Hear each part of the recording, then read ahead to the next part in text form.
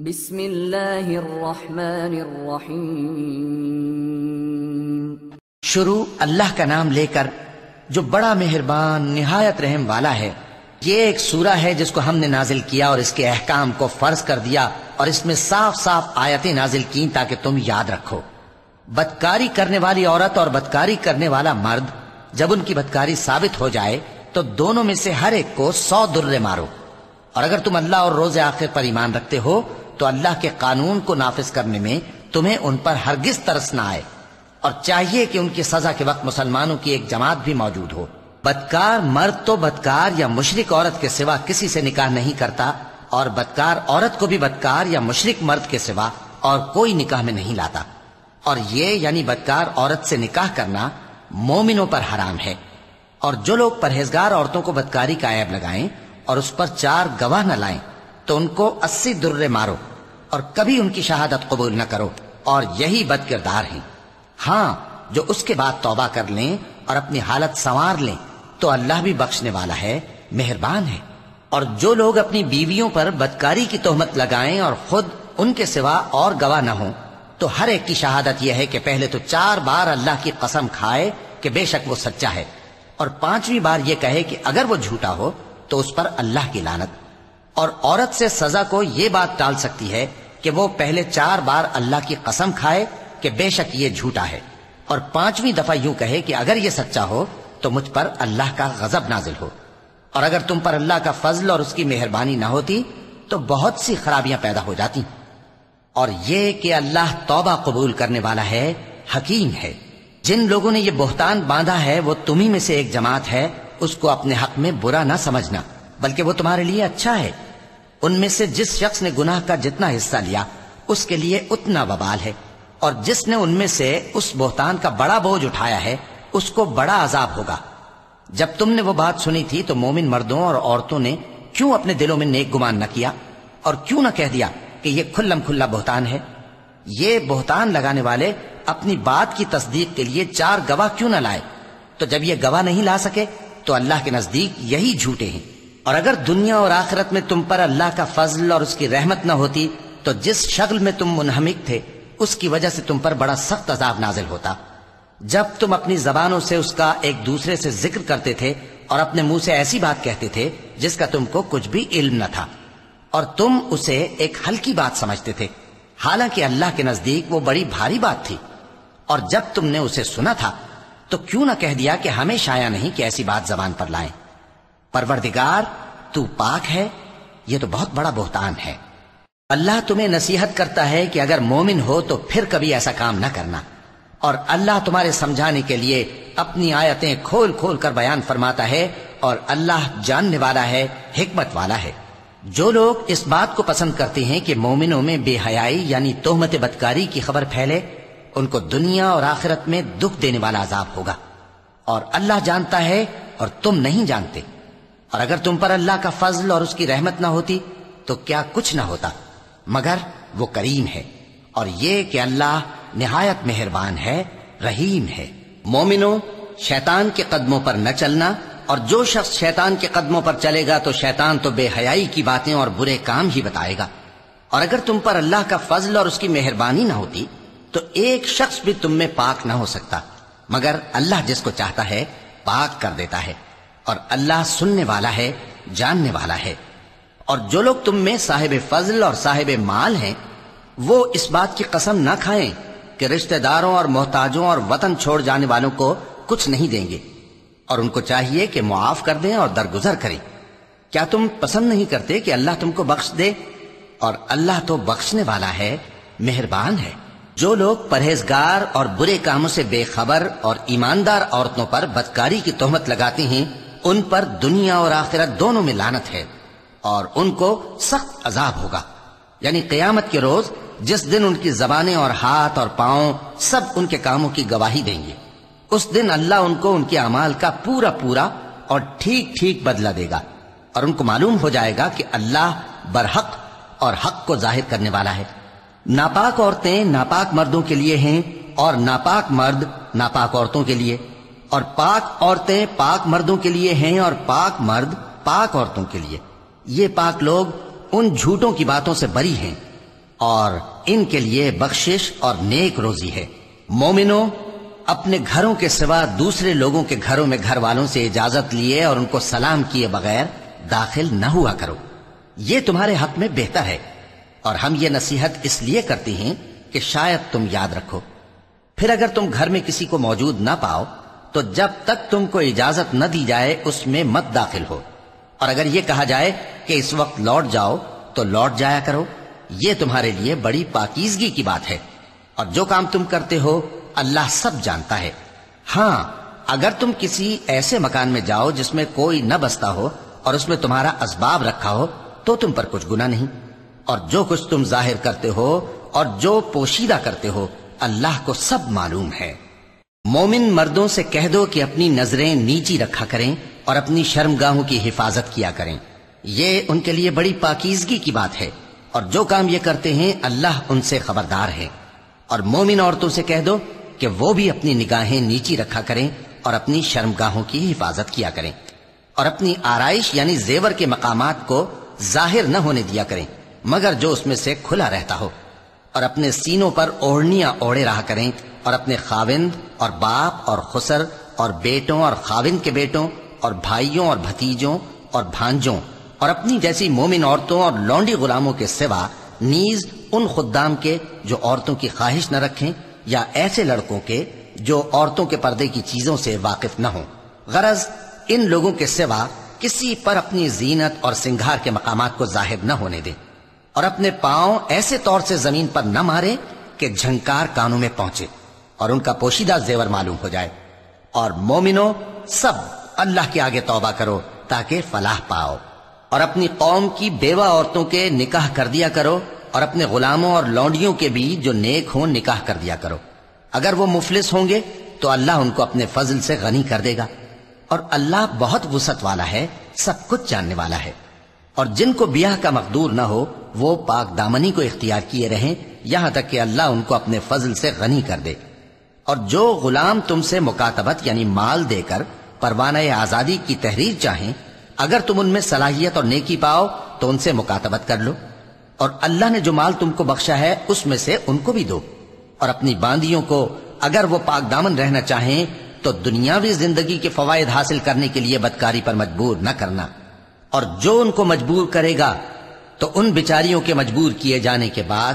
اللہ بخشنے والا ہے، مہربان ہے۔ اور ہم نے تمہاری طرف روشن آیتیں نازل کی ہیں، اور جو لوگ تم سے پہلے گزر چکے ہیں ان کی خبریں اور پرہیزگاروں کے لیے نصیحت۔ اللہ آسمانوں اور زمین کا نور ہے،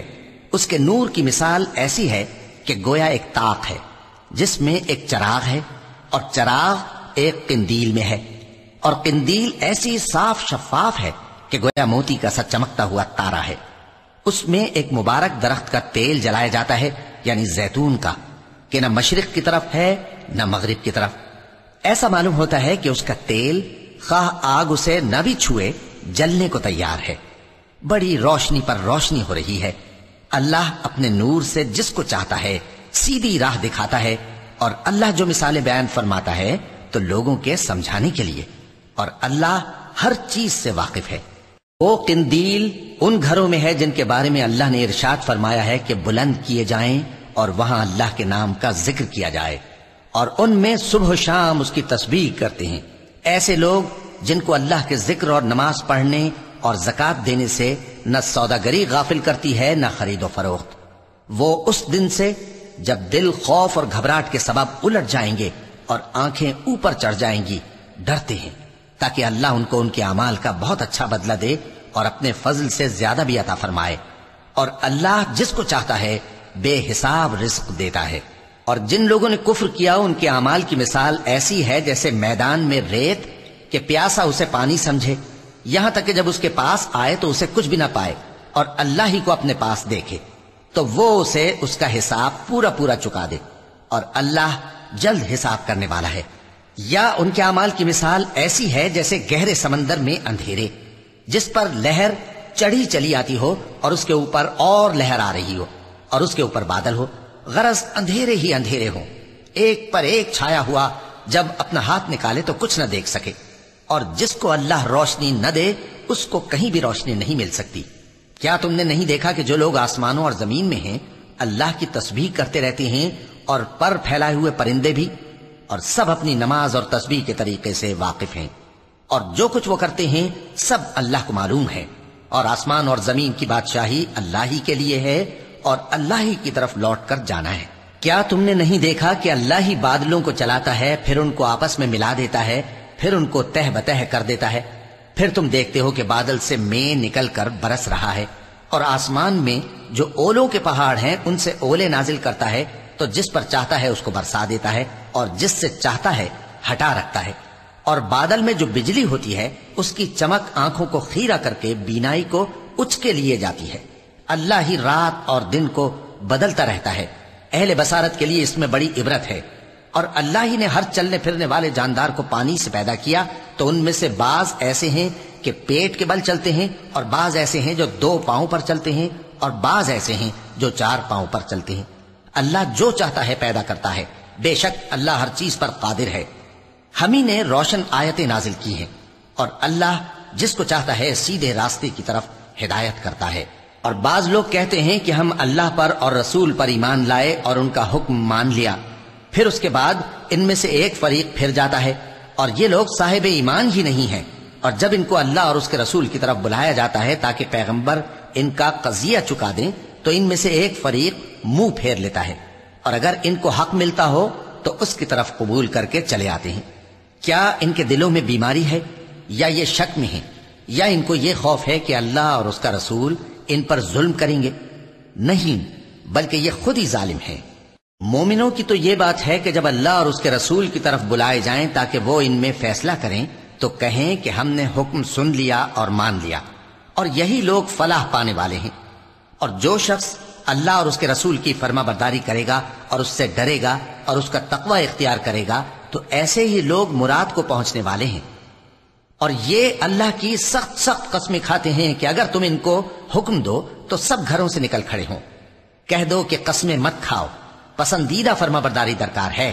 بے شک اللہ تمہارے سب اعمال سے خبردار ہے۔ کہہ دو کہ اللہ کی فرما برداری کرو اور رسول کے حکم پر چلو، اگر منہ موڑو گے تو رسول پر اس چیز کا ادا کرنا ہے جو ان کے ذمے ہے، اور تم پر اس چیز کا ادا کرنا ہے جو تمہارے ذمے ہے،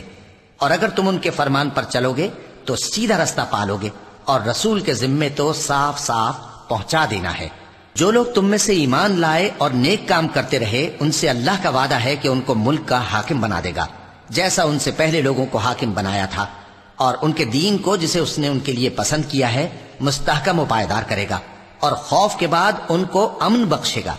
وہ میری عبادت کریں گے اور میرے ساتھ کسی چیز کو شریک نہ بنائیں گے، اور جو اس کے بعد کفر کرے تو ایسے ہی لوگ بد کردار ہیں۔ اور نماز پڑھتے رہو اور زکوٰۃ دیتے رہو اور پیغمبر کے فرمان پر چلتے رہو تاکہ تم پر رحمت کی جائے، اور ایسا خیال نہ کرنا کہ کافر لوگ ہم کو زمین میں مغلوب کر دیں گے، ان کا ٹھکانہ دوزخ ہے اور وہ بہت برا ٹھکانہ ہے۔ مومنو، تمہارے باندی غلام اور جو بچے تم میں سے بلوغ کو نہیں پہنچے 3 دفعہ یعنی 3 اوقات میں تم سے اجازت لیا کریں، ایک تو نماز فجر سے پہلے، اور دوسرے گرمی کی دوپہر کو جب تم کپڑے اتار دیتے ہو، اور تیسرے عشاء کی نماز کے بعد۔ یہ 3 وقت تمہارے پردے کے ہیں، ان کے آگے پیچھے یعنی دوسرے وقتوں میں نہ تم پر کچھ گناہ ہے اور نہ ان پر، کہ کام کاج کے لیے ایک دوسرے کے پاس آتے رہتے ہو۔ اس طرح اللہ اپنی آیتیں کھول کھول کر بیان فرماتا ہے، اور اللہ بڑا علم والا ہے، بڑا حکمت والا ہے۔ اور جب تمہارے لڑکے بالغ ہو جائیں تو ان کو بھی اسی طرح اجازت لینی چاہیے جس طرح ان سے اگلے یعنی بڑے آدمی اجازت حاصل کرتے رہے ہیں۔ اس طرح اللہ تم سے اپنی آیتیں کھول کھول کر بیان فرماتا ہے، اور اللہ جاننے والا ہے، حکمت والا ہے۔ اور بڑی عمر کی عورتیں جن کو نکاح کی توقع نہیں رہی اور وہ زائد کپڑے اتار کر سر ننگا کر لیا کریں تو ان پر کچھ گناہ نہیں، بشرطے کہ اپنی زینت کی چیزیں نہ ظاہر کریں، اور اگر اس سے بھی بچیں تو یہ ان کے حق میں بہتر ہے، اور اللہ سنتا ہے، جانتا ہے۔ نہ تو اندھے پر کچھ گناہ ہے اور نہ لنگڑے پر اور نہ بیمار پر اور نہ خود تم پر کہ اپنے گھروں سے کھانا کھاؤ، یا اپنے باپ دادا کے گھروں سے، یا اپنی ماؤں کے گھروں سے، یا بھائیوں کے گھروں سے، یا اپنی بہنوں کے گھروں سے، یا اپنے چچاؤں کے گھروں سے، یا اپنی پھوپھیوں کے گھروں سے، یا اپنے ماموؤں کے گھروں سے، یا اپنی خالاؤں کے گھروں سے، یا اس گھر سے جس کی کنجیاں تمہارے ہاتھ میں ہوں، یا اپنے دوستوں کے گھروں سے۔ اور اس کا بھی تم پر کچھ گناہ نہیں کہ سب مل کر کھانا کھاؤ یا جدا جدا۔ پھر جب گھروں میں جایا کرو تو اپنے گھر والوں کو سلام کیا کرو، یہ اللہ کی طرف سے مبارک اور پاکیزہ تحفہ ہے۔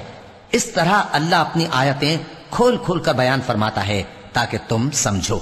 مومن تو وہ ہیں جو اللہ پر اور اس کے رسول پر ایمان لائے، اور جب کبھی ایسے کام کے لیے جو جمع ہو کر کرنے کا ہو پیغمبر کے پاس جمع ہوں تو ان سے اجازت لیے بغیر چلے نہیں جاتے۔ اے پیغمبر، جو لوگ تم سے اجازت حاصل کرتے ہیں وہی اللہ پر اور اس کے رسول پر ایمان رکھتے ہیں۔ سو جب یہ لوگ تم سے کسی کام کے لیے اجازت مانگا کریں تو ان میں سے جسے چاہا کرو اجازت دے دیا کرو، اور ان کے لیے اللہ سے بخشش مانگا کرو، کچھ شک نہیں کہ اللہ بخشنے والا ہے، مہربان ہے۔ مومنو، پیغمبر کے پکارنے کو ایسا خیال نہ کرنا جیسا تم آپس میں ایک دوسرے کو پکارتے ہو، بے شک اللہ کو وہ لوگ معلوم ہیں جو تم میں سے آنکھ بچا کر کھسک جاتے ہیں۔ تو جو لوگ ان کے حکم کی مخالفت کرتے ہیں ان کو ڈرنا چاہیے کہ ایسا نہ ہو کہ ان پر کوئی آفت پڑ جائے یا تکلیف دینے والا عذاب نازل ہو۔ دیکھو، جو کچھ آسمانوں اور زمین میں ہے سب اللہ ہی کا ہے، جس طریق پر تم ہو وہ اسے جانتا ہے، اور جس روز لوگ اس کی طرف لوٹائے جائیں گے تو جو عمل وہ کرتے رہے وہ ان کو بتا دے گا، اور اللہ ہر چیز سے واقف ہے۔